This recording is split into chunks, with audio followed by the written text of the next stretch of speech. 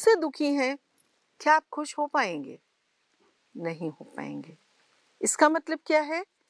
खुशी हमारे भीतर है और ये खुशी तब बढ़ती है जब हम किसी को खुश करते हैं। तो ना इस मकर संक्रांति से एक तो पक्का आप रखिए कि आप घर का जो वातावरण है, आप चाहे घर में बेटी हैं, आप चाहे बेटे हैं घर के, आप पति हैं, पत्नी हैं, माता है, पिता है, जो भी हैं, बच्चे हैं,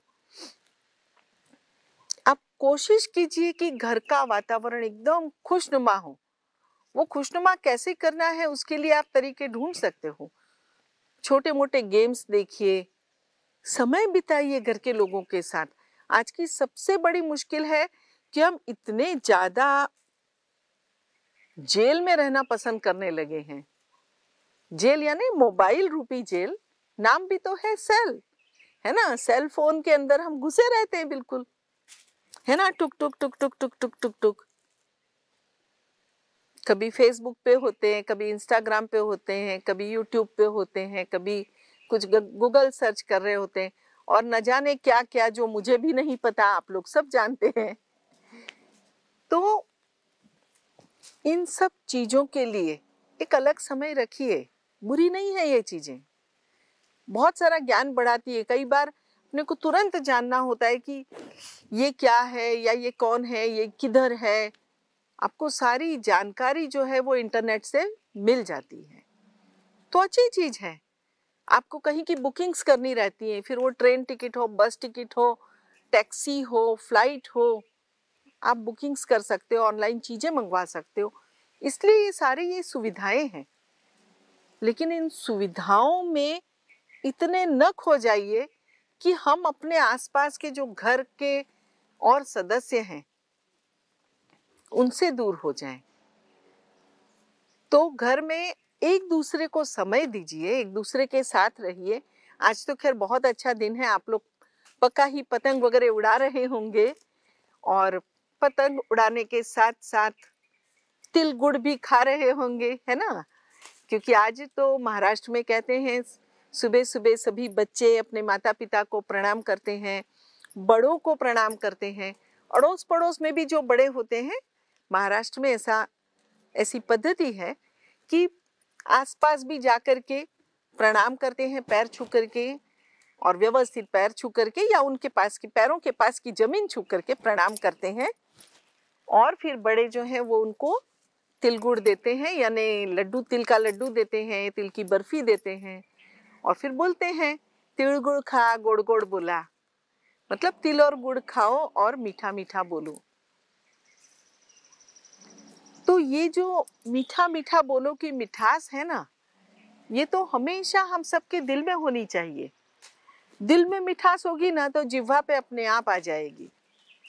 यानी आप जो बोलोगे वो मीठा मीठा ही बोलोगे, यानी अच्छा अच्छा ही बोलोगे।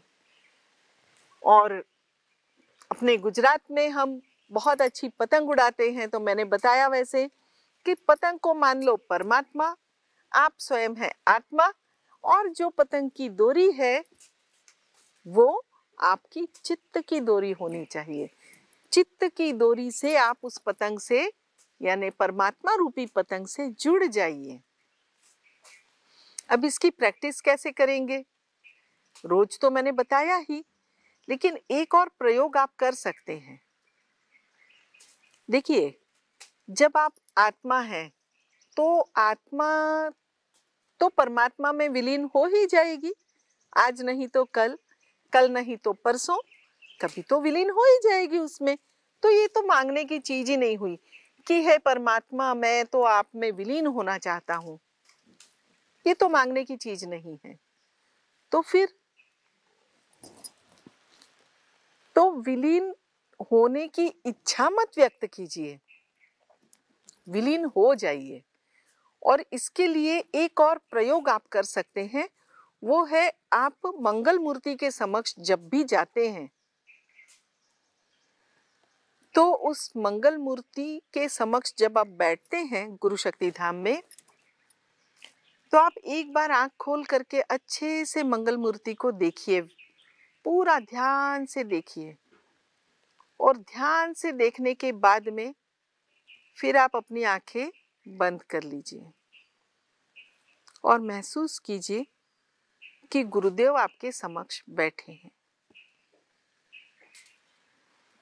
चूंकि गुरुदेव आपके समक्ष बैठे हैं, उनकी इतनी ऊर्जा है, तो आपका ध्यान तो खुद ब खुद लग जाएगा। तो मंगल मूर्ति अर्थात गुरुदेव, ऐसी जब आप प्रैक्टिस कर लेंगे कि आंख बंद की और आपको गुरुदेव ही आपके समक्ष नजर आने चाहिए कि गुरुदेव आपके समक्ष बैठे हैं, फिर आंखों में उस छवि को बिठा लीजिए और महसूस कीजिए गुरुदेव सतत आपके साथ हैं। फिर जब आप गुरुशक्ति धाम से घर जाएं, तो रोज आंख बंद करके आप गुरुशक्ति धाम पहुंच जाएं। यानी आंख बंद करके गुरुशक्ति धाम की ओर चलना ना शुरू करें, आंख बंद करके चित्त से गुरुशक्ति धाम पहुंच जाएं, चित्त से मंगल मूर्ति के समक्ष बैठें और चित्त से गुरुदेव को आपके समक्ष पाएं। और बस इसी अनुभव को सतत दोहराएं। आप देखेंगे आपका जो घर है ना, वो भी आश्रम सा पवित्र हो जाएगा।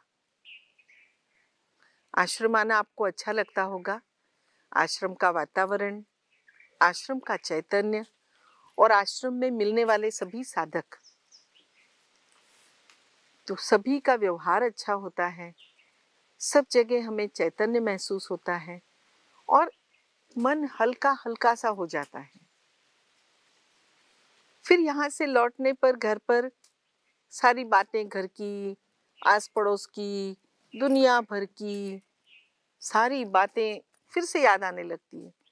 उसका कारण क्या होता है कि घर में हमारे वही विचार होते हैं, है ना, जो घर में बैठ के हमने किए रहते हैं।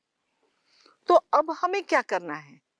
आज से यानी मकर संक्रांति से प्रतिदिन घर पे बैठे बैठे ही आप चित्त से मंगल मूर्ति के समक्ष पहुंचिए और गुरुदेव को अपने सामने महसूस कीजिए। विश्वास मानिए, ये पूरा जो अनुष्ठान है ना 45 दिन का, गुरुदेव सतत आपके साथ रहेंगे, सतत। बस आप महसूस कर पाते हैं या नहीं, वो देखने की बात है। यदि आप महसूस कर पाए तो बहुत अच्छी बात। तो क्या होगा, यहाँ का पूरा वातावरण आपके माध्यम से आपके घर में फैल जाएगा। यहाँ का जो चैतन्य है ना, चूंकि आप उस चैतन्य में पहुंच गए हैं, तो जो आश्रम का वातावरण है, ये जो पूरा चैतन्य है, ये पूरा चैतन्य आपके माध्यम से आपके घर में रिलीज होगा। ये पूरा चैतन्य यहाँ का आपके घर में भी आ जाएगा। अब जब आप रोज ऐसा करेंगे, रोज ऐसा करेंगे, तो रोज यहाँ का चैतन्य आएगा। तो क्या होगा, जिस तरह से आपके घर में जब आप सफाई करते हैं, दीपावली के लिए सफाई करते हैं, तो क्या होता है, आप घर को पूरा अच्छे से साफ करते हैं, धो डालते हैं, है ना। कई बार पाइप से अपन पूरा धो लेते हैं घर को, दीवारों को, छत को, सब जगह। तो ये जो चैतन्य रूपी जल है ना, ये पूरे आपके घर के वातावरण को एकदम चैतन्य पूर्ण कर देगा।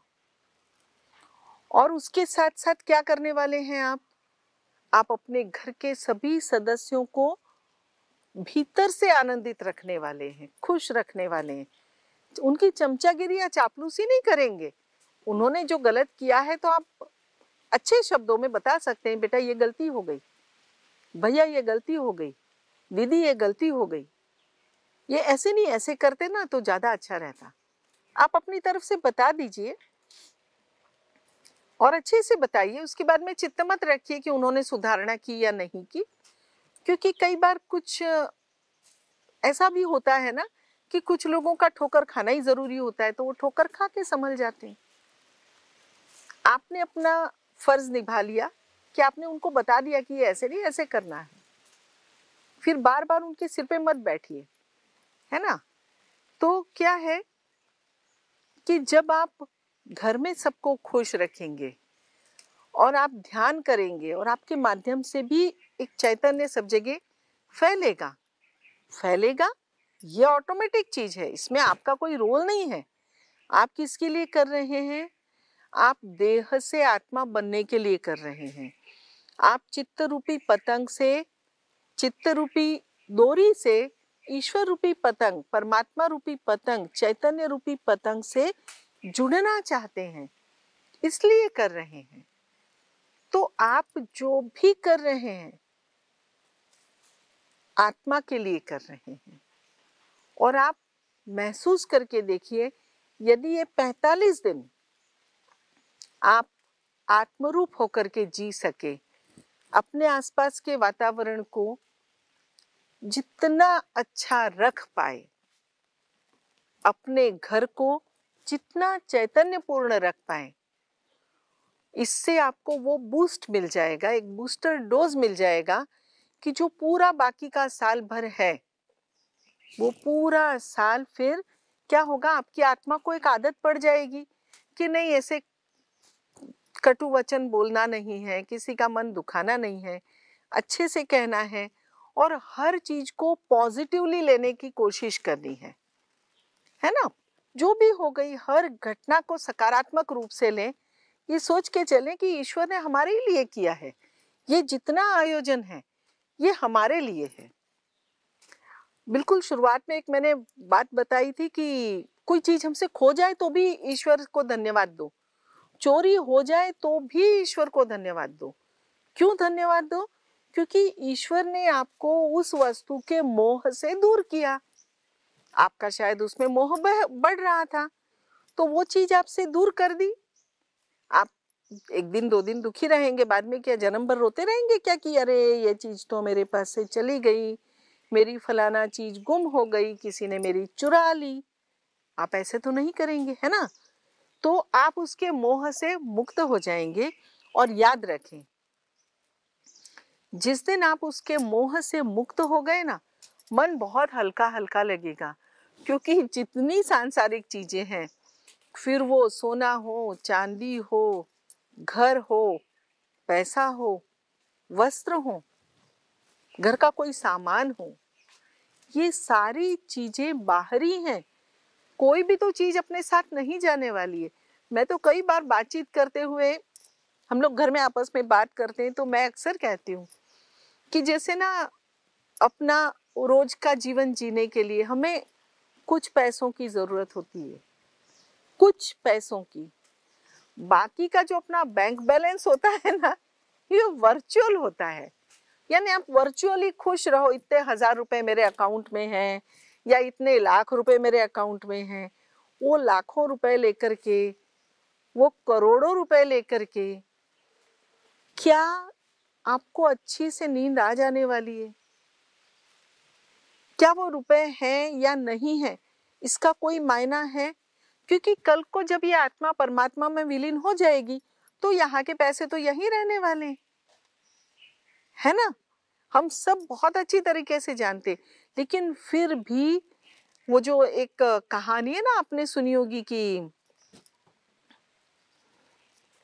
कहानी बाद में सुनाती हूँ, लिंक ना टूटे उसके लिए, कि एक वो जैसे होते हैं ना कुछ लोग, मराठी में उसके लिए हावरट शब्द है, मतलब बहुत ज्यादा जिनके अंदर भाव रहता है कि ये भी मेरे पास होना चाहिए, वो भी मेरे पास होना चाहिए। तो बस वो फिर वो जो मन के अंदर जो असंतोष रहता है, उसके कारण आप खुश नहीं रह पाते, आप सुखी नहीं रह सकते। यदि आपके भीतर का वो महालक्ष्मी तत्व को यदि जागृत करना हो ना, तो सबसे पहले उससे दूर होना सीखिए। और इसी के लिए मकर संक्रांति पर दान देने की बात कही गई है कि हम सब अपने भीतर उस महालक्ष्मी तत्व को जागृत करें। अब ये महालक्ष्मी तत्व क्या है? लक्ष्मी, साधारण तौर पे सभी लोग पैसे को लक्ष्मी मानते हैं।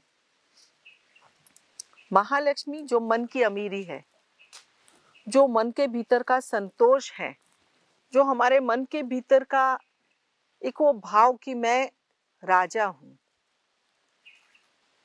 देखिए, राजा कोई भी हो सकता है, कोई भी हो सकता है। एक मैंने किस्सा देखा था, किस्सा मैं सॉरी घटना देखी थी, बहुत ही मजेदार घटना थी। हम लोग कॉलेज में पढ़ते थे तब, पिताजी के साथ में कहीं शायद वैष्णो देवी गए थे, तब की बात है। तो एक बार क्या हुआ, हम एक जगह, एक स्टॉल था वहाँ की, वो क्या बोलते हैं उसको, छोले भटूरे। छोले भटूरे बड़े प्रसिद्ध थे, तो काफी लाइन लग जाती थी। तो हम लोग गए वहाँ पे, छोले भटूरे ही खाने थे, पापा हम सबको लेकर के गए। तो वो छोले भटूरे वाले के वहाँ पे ऐसे ही टपरी नुमा ही था, ऐसे कुछ बड़ा वो नहीं था, होटल वोटल नहीं था। तो पेड़ के नीचे ना उसने ऐसे बेंच वगैरह लगा रखी थी, और क्या हुआ कि मतलब कोई एक वो बना बना करके देता जा रहा था। घटना जो देखी वो ऐसी थी कि वहां पे ना एक ऐसे भिखारी जैसा, मतलब ऐसे थोड़े मजदूर टाइप का, भिखारी नहीं, मजदूर टाइप का एक आदमी था, वो बैठा हुआ था। मतलब वो आया, उसने भटूरे वाले से कहा कि मुझे एक प्लेट दे दो। उसने कुछ ऐसे किया, दूर से ना एक कार से एक व्यक्ति उतरा, वो आया, उसने सिर्फ दूर से देखा कि ये भटूरे वाले ने ऐसे ऐसे कुछ किया। फिर वो आया, उसने कहा कि भैया एक प्लेट भटूरा देना, छोले भटूरे देना। तो बोले हाँ हाँ साहब बैठिए उधर। वो जाकर के उधर बैठ गया। अब वो जो गरीब आदमी था वो भी, अब चूंकि एक ही बेंच थी, 3 जनों की बेंच थी, वो भी बैठा हुआ था, ये भी बैठा हुआ था। अभी छोले भटूरे वाले ने एक प्लेट ला करके ऐसे रखी रखी ऐसे उनके पास में, ऐसे बीच में। तो वो अमीर आदमी ने सोचा मैंने ऑर्डर दिया है, तो उसने उसमें से खाना शुरू किया। वो गरीब आदमी भी उसमें से खाने लगा। तो इसको इतना गुस्सा आया, मेरे लिए प्लेट आई है और ये खा रहा है, लेकिन अब फिर कुछ बोला नहीं संकोच के मारे। ये खा रहा है, उधर से वो गरीब आदमी भी उसी में से खा रहा है, उसी प्लेट में से खाया जा रहा था। फिर उसको गुस्सा आया, उसने ना एक भटूरा लिया, ऐसे आधा तोड़ा और ऐसे उसमें से बहुत सारे छोले लिए और ऐसे ऐसे करके खाने लगा। तो बचे हुए आधे भटूरे में से उसने एक टुकड़ा तोड़ा और वो गरीब आदमी वो भी खा रहा था। तो उसको इतना गुस्सा आया कि वो बिल्कुल बोलने ही वाला था कि ये तुम मेरी प्लेट में से क्यों खा रहे हो। उतने में वो जो छोले भटूरे वाला था ना, वो आकर के दूसरी प्लेट दे करके गया वो अमीर आदमी को, और बोला अरे साहब आप ये क्यों खा रहे हो, ये तो वो उसका है, ये वाली आपकी प्लेट है। तब वो अमीर आदमी को ऐसे लगा कि हे भगवान, मैंने इसकी प्लेट में से खाया, जबकि मैं ये सोच रहा था कि ये मेरी प्लेट में से खा रहा है। तो उसने गरीब आदमी से पूछा कि तुमने मुझे रोका क्यों नहीं, जब ये तुम्हारे लिए आई थी, मैं इसमें से खा रहा था, मैंने तो आधा भटूरा और इतने सारे छोले ले लिए और खाने लगा, तुमने मुझे रोका क्यों नहीं। तो वो गरीब आदमी बोला, वो गरीब आदमी की बात समझने जैसी है। वो गरीब आदमी बोला कि साहब मैंने सोचा कि आपको शायद मुझसे भी ज्यादा भूख लगी है, आपको मुझसे भी ज्यादा जरूरत है इसकी, इसलिए मैंने खाने दिया, कोई बात नहीं। इसको कहते हैं मन की अमीरी। तो सचमुच में अमीर कौन था, वो गरीब आदमी, और ये जो कार से उतर के आया था ये था गरीब आदमी। तो इसीलिए मैंने कहा कि राजा, मन का राजा कोई भी हो सकता है, उसका कोई संबंध नहीं है कि आपके पास कितने पैसे हैं। जिसके पास बहुत सारे पैसे होते हैं वो भी गरीब हो सकता है, दरिद्र हो सकता है, और जिसके पास बहुत कम पैसे हैं या जो भिखारी है वो भी अमीर हो सकता है। अमीरी मन की होती है, ये पैसों से नहीं तोली जाती है। आप मन से कितने अमीर हैं। तो यदि आप अपने भीतर का उस महालक्ष्मी तत्व को जागृत रखना चाहते हैं तो अपने आप को संतुष्ट रखना होगा, और उस संतुष्ट रखने के लिए आपको अपने आसपास भी एक संतोष का माहौल बनाना पड़ेगा।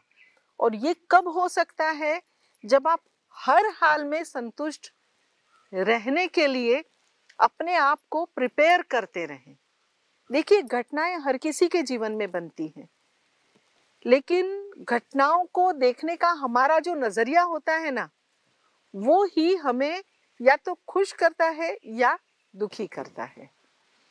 अब जैसे वो गरीब आदमी, उसके पास तो बेचारे के पास पैसे भी कम थे, बावजूद इसके उसने उस अमीर आदमी को खा लेने दिया। तो उसका नजरिया कैसा था? उसका नजरिया था कि शायद इसको मेरे से ज्यादा जरूरत है, इसलिए ये मेरी प्लेट में से खा रहा है। और वही प्लेट के लिए उस अमीर आदमी का नजरिया कैसा था? हाँ, आ गया बड़ा भिखारी, मेरी प्लेट में से खा रहा है। अब यदि उस स्थान पर आप होते तो आप क्या करते? या अपने आप को उस स्थान पर रखो और सोचो कि यदि इस सिचुएशन में आप हैं तो आप क्या करेंगे। मैं मेरा बता दूं कि यदि मैं उस सिचुएशन में होती, यदि मेरी प्लेट में से कोई खाने लगता, तो मैं उसको कहती, भैया शायद आपको जोरदार भूख लगी है, आप ये खा लीजिए, कोई बात नहीं, मैं अपने लिए और एक प्लेट मंगवा लेती हूँ। क्योंकि मैं अपने आप को उस कार से उतरे व्यक्ति की जगह रख रही हूँ, तो यदि मैं कार से उतरी हूँ मतलब मेरे पास पैसे तो है ना, तो मैं एक प्लेट और मंगवा सकती हूँ ना। तो जब भी आप कहीं इस तरह से ऐसे स्थान पर बैठ करके कुछ खा रहे हैं, यदि आपको कोई ऐसी ललचाई नजरों से देखता हुआ नजर आ जाए, हो सके तो उसको एक प्लेट खिला देना।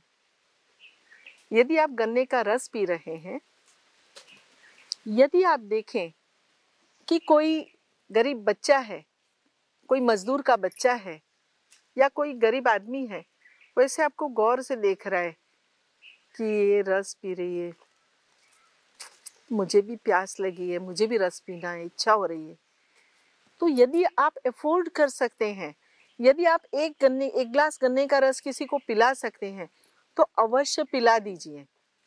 ये मत सोचिए कि देखा मैंने उसको गन्ने का रस पिला दिया, देखा मैंने उसको फला चीज एक प्लेट खिला दी। नहीं, आप उस ईश्वर को धन्यवाद दीजिए कि ईश्वर, आज आपने मुझे वो स्थिति दी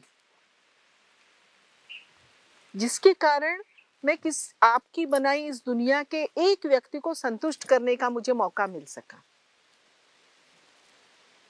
हाँ, ये बात सही है, मैं स्वयं ना जो भीख मांगते हैं ना, उनको भीख देना पसंद नहीं करती हूँ, क्योंकि मैं ऐसा मानती हूँ कि इंसान ने मेहनत करके पैसे कमाने चाहिए। मुफ्त में बिना काम किए जब पैसा मिलता है तो ना इंसान को काम करने की इच्छा नहीं होती है और वो आलसी हो जाता है। तो इसलिए मैं कभी भिखारियों को पैसे नहीं देती हूँ।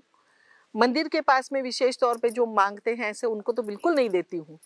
लेकिन हाँ, मुझे ऐसे कोई लगता है कि ये जरूरतमंद है, इसको हेल्प की जरूरत है, तो उसको जिस चीज की हेल्प की जरूरत है वो उसे देना अवश्य पसंद करती हूँ। तो मुझे लगता है कि, और उसके लिए मैं सच में ईश्वर को धन्यवाद देती हूँ कि हे परमेश्वर, आपने इस योग्य बनाया कि इतना कर सके। मतलब जब मेरी अकेले की सैलरी पे पूरा घर चलता था ना, उस समय भी मैं कुछ नोटबुक्स, कुछ स्केच पेन्स, कुछ पेंसिल, कुछ रबर अपने पास स्कूल में रखती थी। तो जब हमारे स्टूडेंट्स ऐसे होते थे, क्योंकि कई स्टूडेंट्स बहुत गरीब घर से आते थे, मतलब बहुत साधारण परिवार से आते थे, तो वो बच्चे मतलब जैसे नोटबुक पूरी हो गई, भर गई, अब यदि उनको कहे बेटा कल मतलब दूसरे दिन नोटबुक वो नई लेकर के नहीं आए, उनको पूछो बेटा आपकी नोटबुक कहाँ है, मैडम जी नोटबुक भर गई। बेटा नई नोटबुक नहीं लाए, मैडम जी मम्मी ने कहा पगार होगी ना तो दिला देंगे। अब पगार होने में मान लो 5 दिन बाकी है, तो 5 दिन ये बच्चा क्या करेगा? तो फिर मैं क्या करती थी, मेरी वो जो नोटबुक्स ला करके उन्हीं के लिए रखती थी, बेटा ये ले नोटबुक, तू इसमें लिख। कभी कभी ऐसा होता था, फिर उसकी मम्मी जो है वो नई नोटबुक खरीद करके और बोलती थी कि मैडम को बोलना ले ले, और कई बार नहीं भेजती थी। तो नहीं भेजा भेजा इसका हिसाब कभी नहीं रखते थे। बच्चों को आवश्यकता है वो स्टडी मटेरियल की, उनको दे दिया। ईश्वर ने इस काबिल तो बनाया कि हम एक नोटबुक किसी को दे सकें। ईश्वर ने इस काबिल तो बनाया कि हम किसी की पेंसिल नहीं है उसके पास, उसको पेंसिल दे सके, रबर दे सके। मदद करने के लिए बहुत सारे पैसे होना जरूरी नहीं होता है। और एक बात और, मतलब जो मेरा अपना अनुभव है कि मैंने ना जितना मतलब ऐसा होता गया, शुरुआत तो ऐसे ही हुई थी कि एक बच्चे के वो ऐसे बोला ना, मुझे बहुत बुरा लगा, क्योंकि मैंने भी वो वाला समय भी निकाला है कि जब जेब में सिर्फ 10 रुपए हैं और अनुराग को या अम्बरीश को किसी को पेंसिल चाहिए या रबर चाहिए या नोटबुक चाहिए, तो ऐसे लगता था 10 रुपए की यदि नोटबुक खरीद ली, उस समय आती थी, 10 रुपए की नोटबुक खरीद ली तो अभी पगार होने में 10 दिन बाकी हैं, तो क्या होगा। वो वाला समय मैंने निकाला है और वो मैं समझ सकती हूँ कि बहुत कठिन समय होता है। और पता नहीं, मतलब दिल से मुझे कभी उधार मांगना अच्छा नहीं लगा, तो दुकानदारों से मैंने उधारी नहीं की। लेकिन हाँ, बच्चों के स्टडी मटेरियल के लिए कभी करनी पड़ी तो कर भी ली एक आध बार, लेकिन कोशिश की कि ना करनी पड़े। तो वो वाली स्थिति मुझे पता है। तो जब ऐसा करना शुरू किया ना, तो मुझे इतना अच्छा लगा कि जिस परिस्थिति से मैं निकली कोई और उस परिस्थिति में ना जाए। तो जब ये करना शुरू किया, मैंने ये देखा कि हम जब कुछ अच्छा करना शुरू करते हैं ना, तो ऐसी ही परिस्थितियां हो जाती हैं कि हम बहुत सारे अच्छे काम कर पाते हैं। आप लोग भी कोशिश कीजिएगा और उस हर अच्छे काम के लिए उस परमेश्वर को, उस चैतन्य स्वरूप को हमेशा धन्यवाद दीजिए कि मतलब हम जब अच्छे काम कर रहे हैं, हमसे मतलब वो जो भगवान ने बनाई हुई ईश्वर ने बनाई हुई रचना है या ये दुनिया है, उसके लिए जो भी काम हो रहा है, तो ईश्वर के ही तो हाथ पांव हैं हम लोग। हम कोई अलग थोड़ी ना है, हम भी ईश्वर ही हैं। क्योंकि जब हम कहते हैं हजारों लाखों हाथों से ईश्वर काम करता है, वो हजारों लाखों हाथ किसके हैं? हमारे ही हैं, हम ही ईश्वर हैं। और जब यही हजारों लाखों हाथ बुरे काम करते हैं, तो हम ही दानव हैं। तो अभी हमें दानव रहना है, मानव रहना है या ईश्वर बनना है, ये सब हमारे हाथ में है। इस मकर संक्रांति से क्यों ना हम एक स्वयं को वचन दें, उस चैतन्य स्वरूप को वचन दें कि हे परमेश्वर, आज से रोज कुछ एक अच्छा काम करना है। आपने ये जो पूरी दुनिया बनाई है, इसमें से किसी एक को खुश करना है, बस इतना वचन दें। और फिर ये मकर संक्रांति तो दान का उत्सव है। चाहे तो रोज मकर संक्रांति मनाएं, रोज दान करें, लेकिन नहीं तो कम से कम आज के दिन हम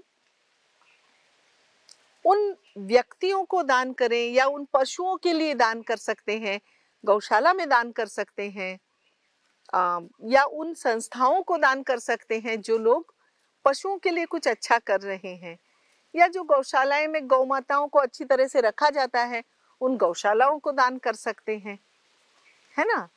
या फिर आप आश्रम को दान कर सकते हैं जहाँ पे मंगल मूर्ति गुरु शक्ति धाम बन रहे हैं। तो इस दान से क्या होगा, गुरु शक्ति धाम के विषय में तो मैं पक्का कहूंगी कि आज से 2-5 साल के अंदर गुरु शक्ति धाम सारे बन जाएंगे। उसके बाद में मान लो 10 साल के बाद में आपके पास 1 लाख रुपए आ गए, ऐसे जो आप दान दे सकते हैं, और आप कहें कि मैं ना ये गुरु शक्ति धाम में ना एक ईंट या एक पत्थर अपना लगाना चाहता हूँ, आप प्लीज इसकी एक ईंट निकाल करके या एक पत्थर निकाल करके मैं जो दे रहा हूं वो पत्थर लगा दो, तो मैं 1 लाख रुपए दान दूं। तो क्या आपका दिया पत्थर लग सकेगा? आप 1 लाख नहीं, 1 करोड़ रुपए भी दे दो, गुरु शक्ति धाम में एक पत्थर आपकी तरफ से क्या आप लगा पाएंगे? आज से 2-5 साल के बाद में नहीं लगा पाएंगे। तो जहां कहीं भी गुरु शक्ति धाम बन रहे हैं, ये हमारे ध्यान मंदिर हैं, ये हमारे ध्यान करने का स्थान है। तो वहां जब हम ध्यान करेंगे, आने वाले 800 वर्षों तक जो आत्माएं ध्यान करेंगी उनको वो स्थान प्रदान करने का पुण्य आपको मिल रहा है। आपके चित्त को मजबूत करने का, आपके चित्त रूपी डोरी से उस चैतन्य स्वरूप पतंग को जुड़ने का एक मौका है। क्या वो मौका आज आप स्वयं को देंगे? आप ही सोच के देखिए। जरूरी नहीं है कि हर कार्य आज ही किया जाए, आज हो सकता है तो बहुत अच्छा, लेकिन आप अपने जीवन काल में कम से कम ऐसे ध्यान मंदिर जहाँ भी बन रहे हों, गुरु शक्ति धाम जहाँ भी बन रहे हों, वहाँ पर आपकी तरफ का एक पत्थर अवश्य लगना चाहिए।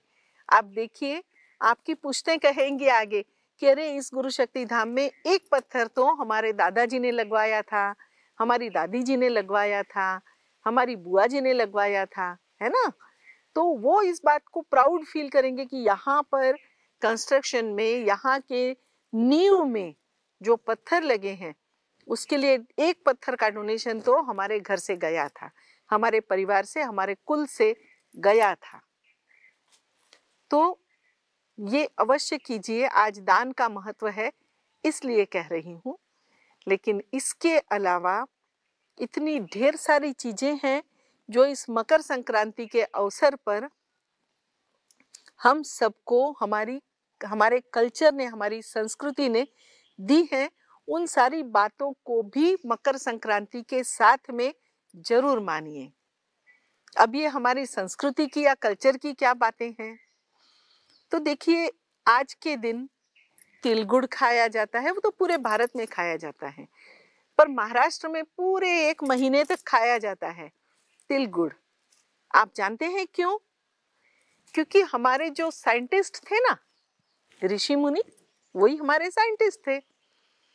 तो उन्होंने ऋतु के अनुसार त्योहार बनाए और फसल के अनुसार त्योहार बनाए और त्योहार मनाने की बातें कही। अब जैसे मकर संक्रांति है, ये है तिल गुड़ का। तो तिल और गुड़, तिल की फसल अभी आती है ना। तो तिल की फसल आई है, सिंगदाने हैं, तो वो खाए जाते हैं, तिल खाए जाते हैं। और ये तिल कैल्शियम का बहुत रिच सोर्स है, इसलिए तिल और गुड़ के लड्डू बनते हैं, तिल और गुड़ की गजक बनती है, तिल और गुड़ की बर्फी बनती है, या सिंगदाने के भी लड्डू बनते हैं, बर्फी बनती है। सिंगदाने वैसे खाए जाते हैं, रेवड़ियाँ खाई जाती हैं। तो ये जो तिल खाते हैं, तो इससे हम यदि पूरा 1 महीना, मकर संक्रांति मतलब संक्रांति का एक पूरा महीना माना जाता है, ये पूरा 1 महीना यदि हम तिल और गुड़ खाते हैं तो पूरे साल भर के लिए हमें कैल्शियम का स्टॉक मिल जाता है।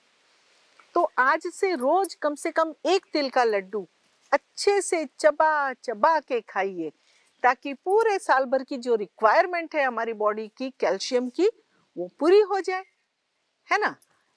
और उसके साथ साथ गुड़ जो है उसके अंदर भी थोड़ा आयरन होता है और शक्ति होती है, जो इन सर्दियों में हमारे शरीर को गर्म रखने में सहायता करती है। तो ये तो हो गई खाने की बात। गुजरातियों में आज के दिन अच्छे से ऊंधिયું बनाया जाता है, सारी सब्जियां मिक्स करके। और जब बनता है ऊंधिયું तो सीजन की सारी सब्जियां खाने का एक अलग ही मजा होता है और उससे भी हमें पोषण मिलता है। तीसरी बात आई, गुजरात में मकर संक्रांति पर पतंगे उड़ाई जाती हैं। तो जब हम पतंग उड़ाते हैं, इसके कितने सारे लाभ हैं, कभी आपने सोचा है? पतंग उड़ाने से सबसे पहली बात और कॉमन सेंस की बात है कि हम धूप में पतंग उड़ाते हैं, है ना। दिन भर हम धूप में रहते हैं, तो सुबह से जब पतंग उड़ाना शुरू करते हैं तो सुबह की जो कोमल धूप होती है, जिससे हमारी स्किन विटामिन डी बनाती है, वो मिल जाता है।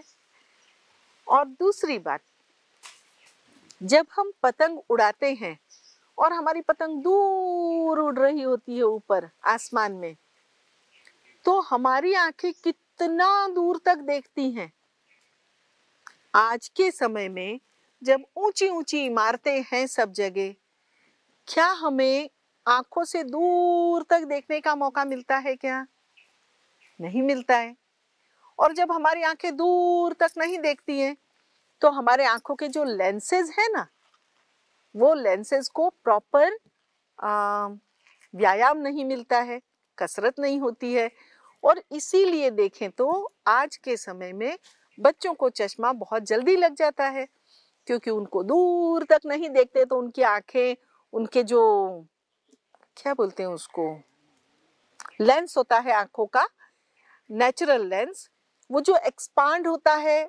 और जब हम दूर देखते हैं, जब पास का देखते हैं तो ऐसे आंखें फैलाते, दूर का ऐसे, जैसे भी जो भी होता है वो एक्सपांड होने से, कॉन्ट्रैक्ट होने से हमारे जो नेचुरल जो लेंस है उसको एक अच्छी सी एक्सरसाइज मिलती है।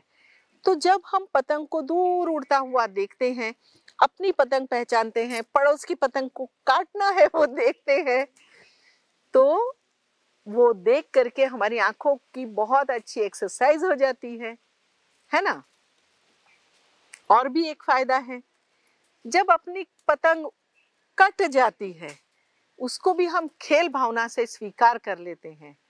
और जब हमने किसी की पतंग काट दी होती है तब भी हम खुश रहते हैं कि अरे वाह, हमने देखो सामने वाले की पतंग काट दी। यानी जीवन जीने के लिए जो कंपटीशन की भावना रहती है वो भी बनी रहती है। और जब कंपटीशन में कोई हारता है, कोई जीतता है, तो हार को भी हंसते खेलते स्वीकार करने की भावना जब हमारे भीतर आती है, तो आत्महत्या जैसे काम हम अपने जीवन में कभी नहीं करते। क्योंकि आत्महत्या तो कायर लोग करते हैं, जो सोचते हैं कि अभी मेरा कुछ हो ही नहीं सकता। अरे जीवन है, जीवन को एक नदी से हम जाने ना, तो नदी देखो पर्वतों से निकलती है, बहती है, उसके रास्ते में कितने झरने आते हैं, कितनी बार वो ऊंचाई से नीचे गिरती है, तो क्या नदी खत्म हो जाती है? नहीं, वो अपना रास्ता सुगम बनाती है, रास्ते में आने वाले पत्थरों को धीरे धीरे या तो सरकाती है या काटती है या घिसती है, और वो अपना मार्ग बना ही लेती है। और बनाते बनाते बराबर वो समुद्र तक पहुंचती है। और जब वो दिल में पक्का ठान लेती है ना, तो कितनी सारी और नदियां भी आकर के उसमें मिलती हैं। तो क्या आप अपने जीवन को उस नदी की तरह नहीं बना सकते? तो अपने जीवन को एक नदी की तरह बनाइए, अपनी आत्मा को सशक्त करके। जिस तरह से मकर संक्रांति पर पतंग उड़ती है, हमारी चित्त की डोर से सदैव चैतन्य रूपी पतंग उड़ती रहे, जुड़ी रहे, और इस आत्मा को सदैव ये भान रहे, ये समझ रहे, और इस बारे में वो दृढ़ संकल्प रहे कि वह एक पवित्र आत्मा है, वह एक शुद्ध आत्मा है। परमेश्वर ने इस देह का निर्माण शायद इसीलिए किया क्योंकि कुछ कार्य ईश्वर करवाना चाहता था, तो वो सारे कार्य करके कभी ऊंचाइयों पर चढ़ते और कभी ऊंचाई से गिरते हुए उस महासागर तक पहुंचने तक की यात्रा इस आत्मा को करनी है। और जब आत्मा ऐसा कार्य कर रही है, तब उसे सहायता करने के लिए गुरु शक्तियां सदैव तत्पर होती हैं, उनका साथ सदैव मिलता है, और गुरुदेव सतत हमारे सानिध्य में रहते ही हैं।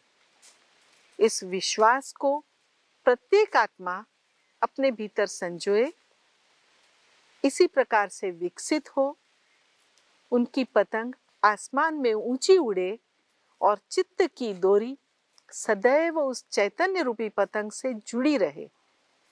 इसी शुभकामना के साथ जय बाबा स्वामी, नमस्कार।